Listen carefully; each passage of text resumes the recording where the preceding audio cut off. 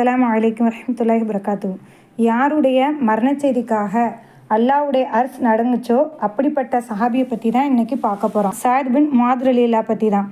ஸஅத் பின் முஆத் ரலியல்லாஹு அகல் போரில் தான் கடுமையாக காயமுற்று நோய்வாய்ப்படுதாங்க, படுத்த படுக்கையாக இருக்காங்க. இவங்களுடைய வீடு நபியவர்களுடைய வீட்டிலேருந்து கொஞ்சம் தூரமாக இருக்குது. இவங்களை தொடர்ந்து நலம் விசாரிக்க போக முடியலன்னு சொல்லிட்டு நபி ஸல்லல்லாஹு அலைஹி வஸல்லத்துக்கு ரொம்ப சிரமமாக இருக்குன்ட்டு ரசூல்லா வீட்டுக்கிட்டேயே, அதாவது மஸ்ஜித் நபவிக்கிட்டேயே ஒரு வீட்டை கட்டி இவங்களை அங்கே வைங்க அப்படின்னு சொல்லிட்டு சஹாபாக்கள்கிட்ட சொல்கிறாங்க. சஹாபாக்களும் அதே மாதிரி அவங்கள கொண்டு வச்சுருந்தாங்க. ஒரு நாள் இரவில் ஜிப்ரீல் அலைஹிஸ்ஸலாம் என்ன பண்ணுறாங்க, ரசூல்லாட்ட வானத்துலேயும் பூமியிலும் உள்ளவங்கள ரொம்ப கவலையடை செய்யக்கூடிய ஒரு விஷயம் நடந்துட்டு என்னன்னு கேட்டால், ஸஅத் பின் முஆத் ரலியல்லாஹு இறந்துட்டாங்க, இதனால் அல்லாஹ்வுடைய அர்ஷ் கூட நடுங்குது அப்படின்னு சொல்கிறாங்க. உடனே நபி ஸல்லல்லாஹு அலைஹி வஸல்லம் ஸஅத் ரலியல்லாஹு அவங்களுடைய வீட்டுக்கு போய் பார்த்த உடனேக்கு அவங்களுடைய உயிர் பிரிஞ்சிருந்துச்சு. மறுநாள் ஜனாசா அடக்கம் செய்யணும் அப்படின்ட்டு மைவாடிக்கு எடுத்துகிட்டு போகிறாங்க. கபரில் வச்ச உடனேக்கு அதை பார்த்துக்கிட்டு இருந்த ரசூல்லா திடீர்னு சொல்கிறாங்க, சுப்ஹானல்லாஹ் அப்படி சொல்கிறாங்க. அதேமாரி நபி தோழர்களும் அதை பார்த்துக்கிட்டு இருந்தவங்களும் சுப்ஹானல்லாஹ் அப்படி சொல்கிறாங்க. கொஞ்ச நேரம் கழித்து நபி ஸல்லல்லாஹு அலைஹி வஸல்லம் அல்லாஹ் அக்பர் அப்படி சொல்கிறாங்க. நபி தோழர்களும் அதேமாரி சொல்கிறாங்க.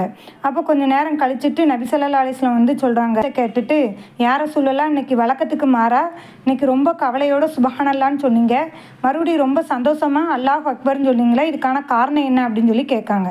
அப்போ நபி ஸல்லல்லாஹு அலைஹி வஸல்லம் சொல்கிறாங்க, ஸஅத் ரலியல்லாஹு அவங்களுடைய உடல் கபரில் வச்ச உடனேக்கு கபர் அவங்கள நெருக்குச்சு, அதனால் நான் ரொம்ப கவலையோட சுப்ஹானல்லாஹ் அப்படின்னு சொன்னேன். அதுக்கடுத்து அதை விட்டு இடம் கொடுத்துச்சு, அதனால் அல்லாஹ் அக்பர் அப்படின்னு சொன்னேன். அதாவது ஒவ்வொரு மனிதருமே இந்த கபரு நெருக்கம் விட்டு வைக்காது அப்படி சொல்கிறாங்க.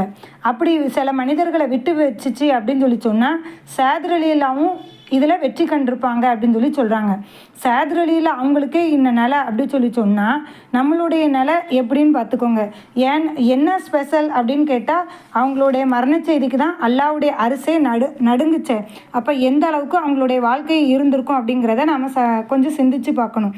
ஸஅத் ரலியல்லாஹு இஸ்லாத்தை ஏற்றுக்கிட்டதே 30வது வயசில் தான். அவங்க ஷஹீதானது 37வது வயசில். 37வது வயசில் வெறும் 7 வருஷனுடைய வாழ்க்கை எந்த அளவுக்கு அதனுடைய வாழ்க்கையினுடைய வீரியம் இருந்துச்சு அப்படின்னா, அவங்களுடைய மரணத்துக்காக 70,000 மலக்குமார்கள் வந்திருப்பாங்க.